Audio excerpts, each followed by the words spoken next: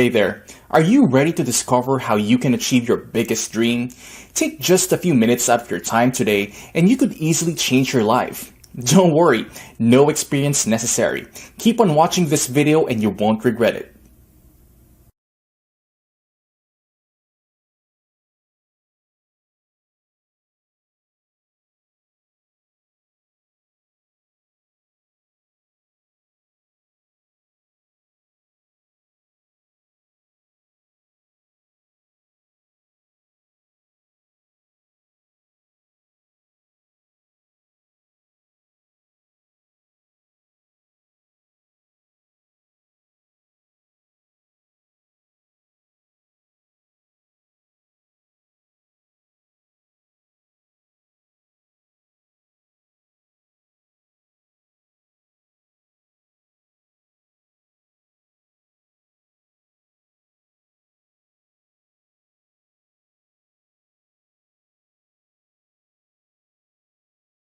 Due to the massive impact social media and technology are having on the notary industry, the rise of the smart notary is in full effect.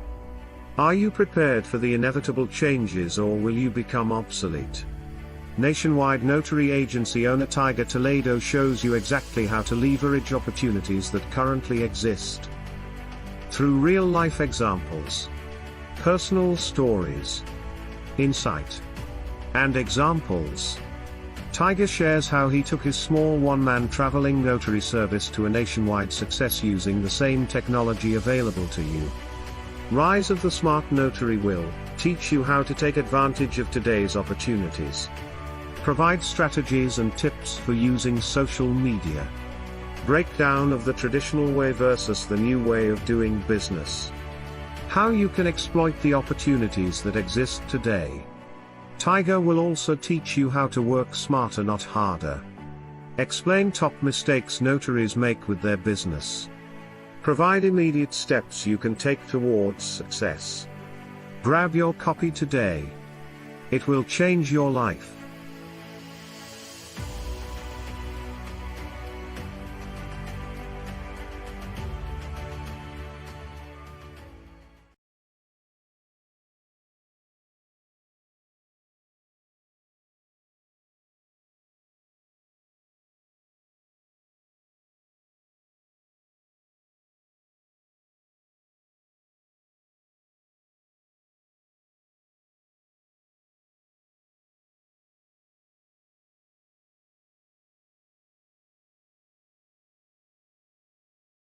Love it to love it to death.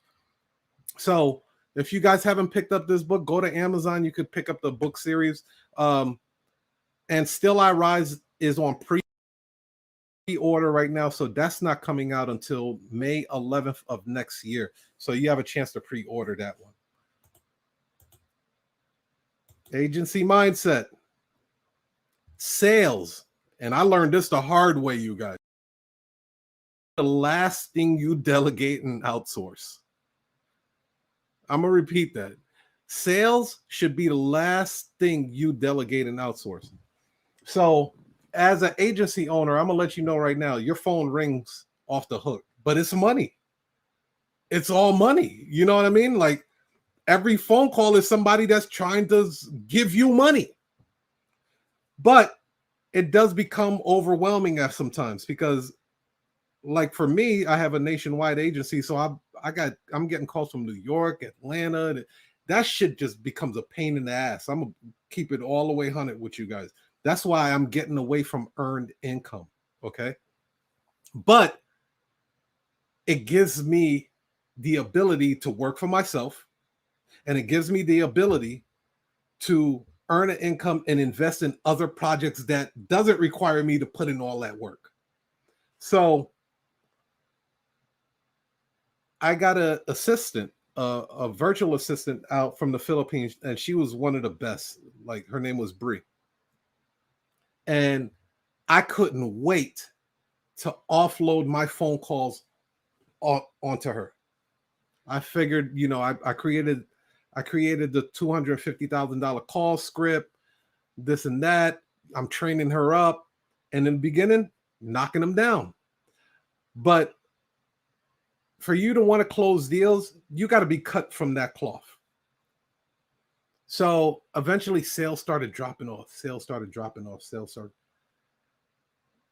A month would go by, no sales coming in, not on my end, but on her end, because she was handling all of the other different states. I'm like, that's weird. Then another month went by, no sales at all. I know the phone calls are coming in. Then, we had a meeting about it. We're like, what's going on? Like, how come we're not closing any of these deals? Then we go into the third month. And then at that point, the company is hemorrhaging now. It's like, we're losing money at this point.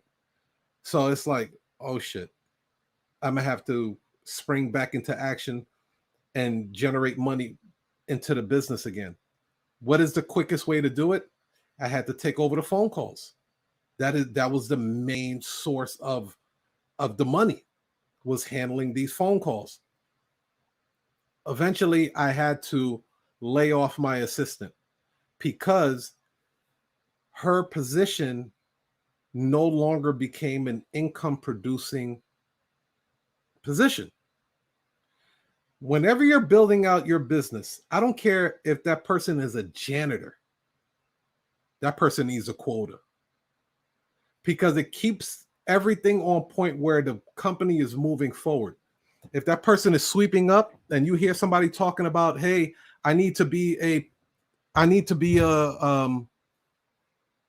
notary, and this person is in your building and maybe the janitor should be going over, hey, there's a notary right down the hallway over there. Go see them. They'll notarize your document. Give the janitor something for that. And then you just close the deal. Everybody in your business should be in sales. Everyone, from the receptionist to customer service. I want you to pay attention to this too.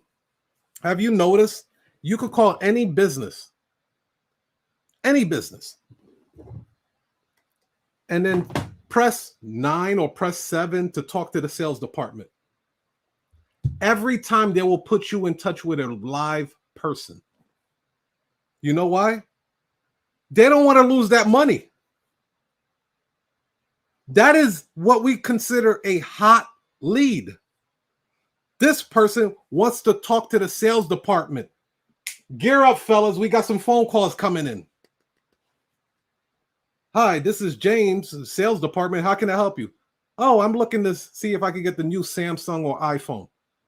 Great. Are you looking for 5G, 6G, 10G?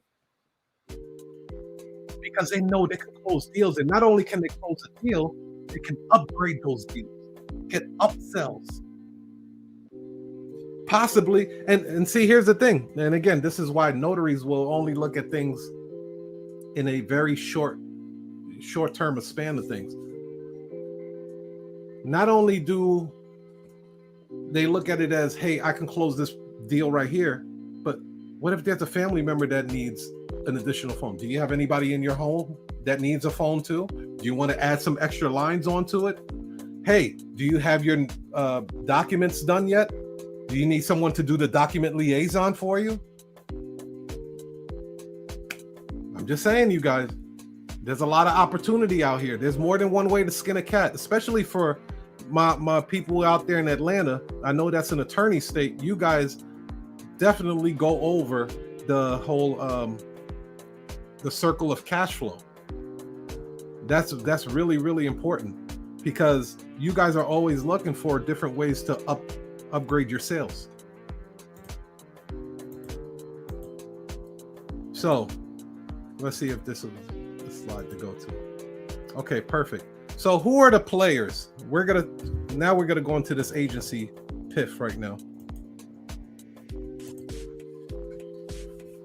These are the major players when it comes to an agency. The agency owner, the client, and the notary. That's it. Again, I repeat, do not complicate the system. It has been simplified. I have taken out all the freaking dead weight, all the baggage. I've cut all the fat out of this thing. Listen, I sat down in my car one day by the lake and I said, who are the key individuals I need in my business to run this agency without me being there? And I narrowed it down to only 2 positions. One is a salesperson that needs to be closing these deals on the phone, and the other person is fulfillment. Salesperson that takes the phone calls, closes the deal, and then the person that does the fulfillment, who is responsible for finding the notary, sending them the W-9 form, and making sure that the notary gets to the location on time, does what they're supposed to do, and then we issue out payment for that notary. That's it. That's all the agents. Now, in the beginning, you'll be playing those roles yourself.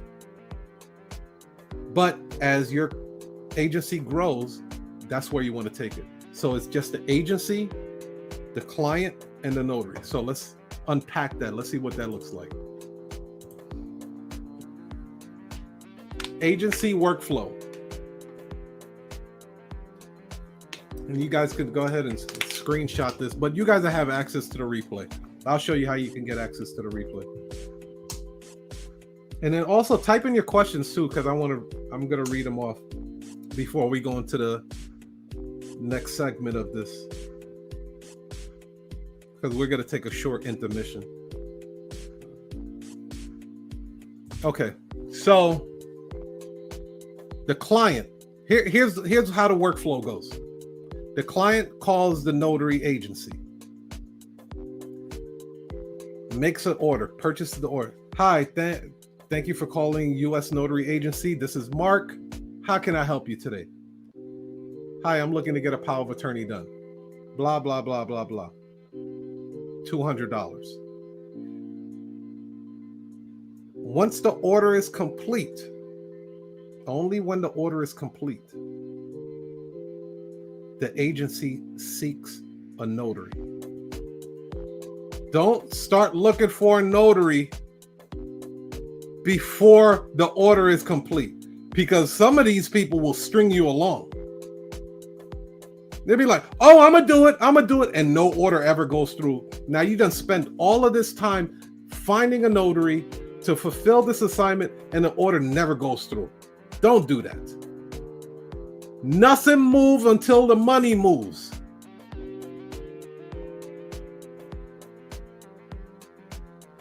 Is this coming in loud and clear? Nothing moves but the money. So the client calls, puts the order in, boom. Once the order goes through, agency begins to seek a notary that is close to that client. Once they find a notary that is willing to take that assignment, that notary is dispatched and goes to service that client. That's it. That's the workflow right there. That's the workflow right there. Now, if there's any intermediate runs in there, like, you know, the FedEx run and all that other extra stuff, that's where we come in, where we're charging accordingly. That way we can compensate the notary for their time and effort. But if you do not know how to price yourself, you're going to lose money. You're not going to make as much money as you should be as an agency. So you want to make sure that the notary's happy. You want to make sure that the client is happy. And of course, you want to make sure that you're happy. So it becomes a win-win-win situation for everybody. You brokered the deal, then you dispatch a notary to run the assignment for you. Let's look at the cash flow now. This is what it looks like in a notary cash flow. The client pays the agency. The client doesn't pay the notary. The client pays the agency. The agency pays the notary. Any questions about that?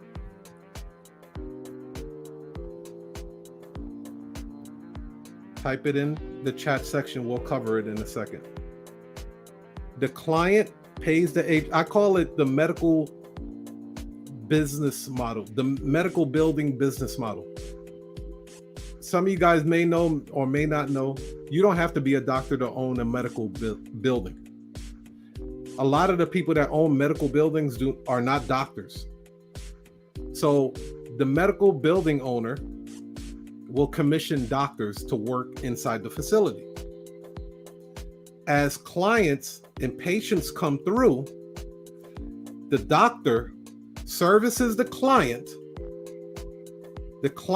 pays the medical business practice, and then the medical business practice cuts a check to the doctor.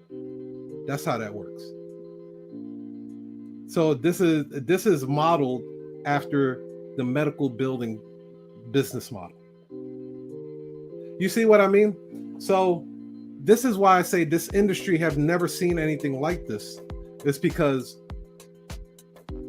I bring elements from different industries that I've worked in, and I bring it into this industry. So believe it or not, all of your past experiences, all the different businesses that you have worked for and stuff like that, it's going to be needed. Those experiences, those business models that you have learned, God was putting you through a test. And now it can become, a very, very valuable piece in your business. So again, the client pays the agency and the agency pays the notary. Let me see if we have any questions here. So right now we're going to go into the marketing section of things. So we'll do a quick intermission. Let me see if I have any questions here. And Tech, you could jump on at any time, brother. Okay, I'm listening. Okay, so Jasmine says, how much is a good price to pay your virtual assistant, and where to find one? So I have I did a notary war room thing with a guy named Ken Collier. Ken Collier has a virtual assistant business. I was paying my notary. Now she was out in the Philippines. You could get a real good notary for about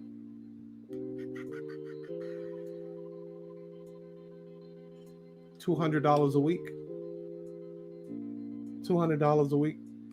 Because you have to understand the PHP, their dollars is much different from our, the American dollar is much more higher. So $200, $250 for full time, that's pretty good a week. My virtual assistant, I had her doing everything, so I paid her way more than that. But yeah, when you're seeking virtual assistant, make sure there's cost that's involved with that, right? So let's do a quick breakdown for you, Jasmine. And this is one of the main reasons why I had to let go of my assistant, is because there were other parts that were taking money away from the business. When you get a virtual assistant, especially if she's in another country, you're going to have to get a call forwarding service. So the company I was using was called Ring Central. Ring Central, I think it was about $60 a month for her to be able to make phone calls into the state with a US number. So it didn't look like it was an international number, right? Next thing, I had to pay for her having her own email, and I had to pay for other services and software to help her do her job more efficiently. So those things you have to keep in mind, and then payroll, right? But in the beginning, it was like bow, bow, bow, bow. She was closing deals. I was closing deals. Money was just like going up. For whatever reason, sales started to get a decline. And again, just like with this agency stuff, I'm not looking for a notary if I don't get the order. So nothing move but the money. So always be aware of that. Like if your company is taking huge hits, usually the first positions to go are the ones that are not generating income. Let's see here. Do you use Google Ads for your website? I had, but I'm not right now. Rafael said, I want to form a partnership with a law firm and assisted living facility to their preferred notary agency, to be their preferred notary agency. Any advice on what my approach should be? So yeah, absolutely. So first thing is, the assisted living facilities, you must talk to the director, straight up and down. You got to talk to the director. You don't want to talk to the receptionist. You don't want to talk to the front desk. Be cool with them though. Don't brush them off like they ain't nobodies, because they are somebody. When somebody is looking for a notary, 9 out of 10 times they're going to the front desk to ask, hey, do you guys know of a notary that can come out the facility to, notarize some paperwork? So always treat them with love. Treat everybody with love. But to be put on the board, you want to talk to the director. The director is going to be the person that will say, all right, anytime a client needs notarization done, contact this company. There's this young, beautiful, melanated sister.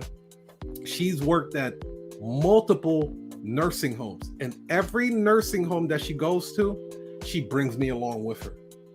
So it's like I have all of this relationships with all the previous nursing homes that she used to work with. So they still call me, and then she still calls me whenever she needs notarizations done. Again, it goes back to building strong relationships. Law firms, best way to do it for law firms is this.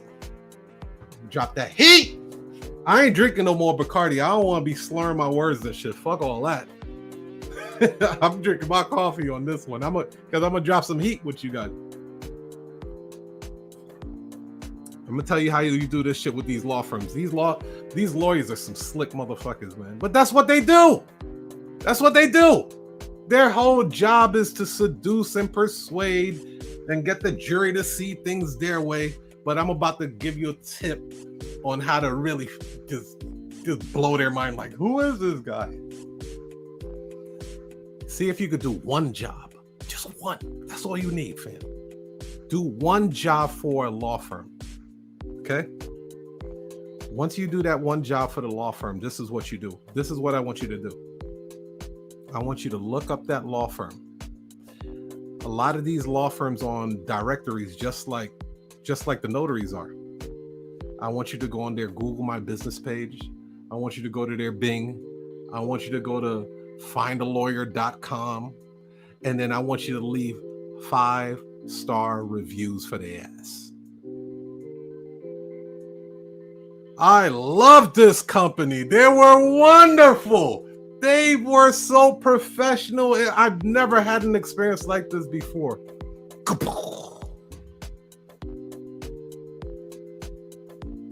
They see that shit.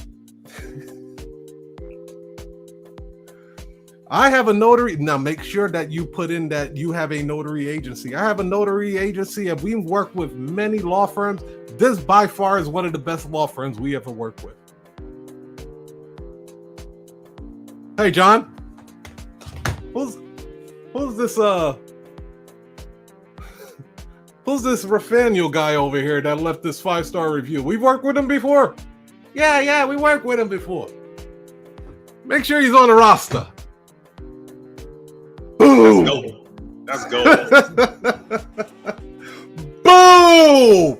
You done seduced and manipulated their mind on that shit, dude. Next thing you know, they're like, hey, I want to pass out your number, like he's doing you a favor. You know what you did.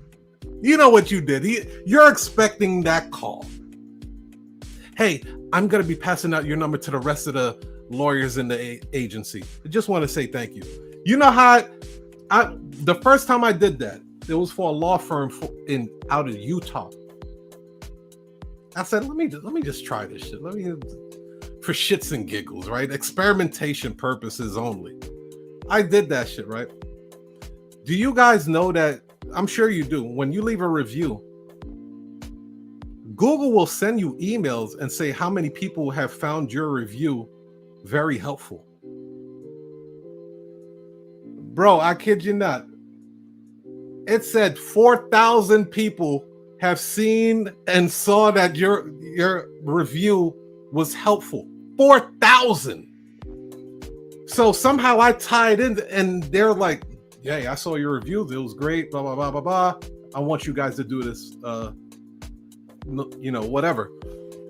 Create my trust documents, my power of attorneys, my will, my whatever." And it puts you in such a good space. How long did it take you? See, that's what I'm saying, you guys. Like this industry is so damn old. It's so damn old that it never seen movement like this before. You're not moving like the old heads. You are creating situations with the technology that is in front of you. And how hard was it for you to do that? You can literally do it on your phone while you're sitting on the damn toilet. That's what that is. Let's see what the next one is. One thing, can I ask something for that? Oh, absolutely. Yeah. One thing, I'm not saying new notaries, but I'm saying people in general would automatically think when you're reaching out to a law firm that they will want to like discount them and call them up. But I'm so happy you said that, because I would absolutely not call a law firm like soliciting jobs, like begging for a job, essentially. Like an assisted living facility, a memory care facility, senior home, that's different, right? It's a different animal, different beast, different clientele. Going into that facility and speaking to the director, a social worker or something like that, speaking to somebody official and explaining to them how you can help them make their life easier, maybe give them a discount, stuff like that.